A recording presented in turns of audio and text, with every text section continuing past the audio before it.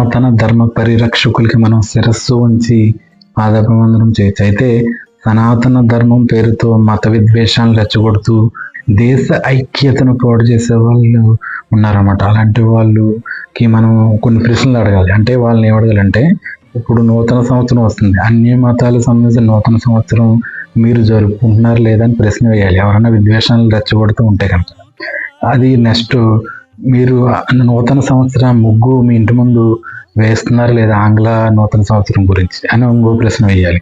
ఇంకో ప్రశ్న ఏంటంటే, మీ పిల్లల్ని విదేశాలకి పంపించి, అన్ని మత దేశాలకు పంపించి అక్కడ ఉండేటువంటి డాలర్ల కోసం మీరు ఆశపడుతున్నారా లేదా, అక్కడ విద్యా ఉద్యోగాలు మీ పిల్లలు చదివిస్తున్నారా లేదా అనేది కూడా ఒక ప్రశ్న అనేటువంటిది వాళ్ళని వేయవలసిన అవసరం ఉంది. అంటే నిజంగా దేశభక్తి, మత విశ్వాసం ఉన్న వాళ్ళు ఇక్కడే ఉంచుతారు, అక్కడ అంత వాళ్ళ విదేశీ కరెన్సీ కోసం ఆశపడరు.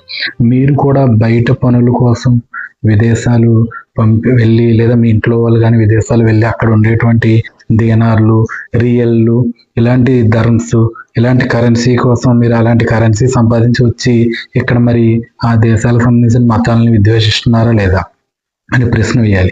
ఇంకో ప్రశ్న కూడా వేయాలి, మీరు నిజంగా విద్వేషాలు రెచ్చగొడుతుంటా లేకపోయినట్లయితే మీరు వారి టెక్నాలజీని కూడా ఉపయోగించకూడదు, కానీ ఇప్పుడు ఉపయోగిస్తున్నంత కూడా వారి టెక్నాలజీని ఉపయోగిస్తున్నారు.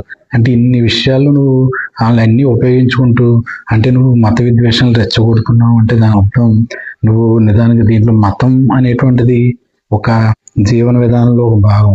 దాంట్లో ఐకమత్యంగా ఉండి దేశాన్ని ముందుకు నడిపించే విధానంగా ఉండాలి, కానీ అది మత విద్వేషంగా ఉండాలి. ప్రతి ఒక్కళ్ళు కూడా సనాతన ధర్మాన్ని ఆచరించే వాళ్ళు ఎవరు కాదు, కానీ దీంట్లో రాజకీయం వేరు.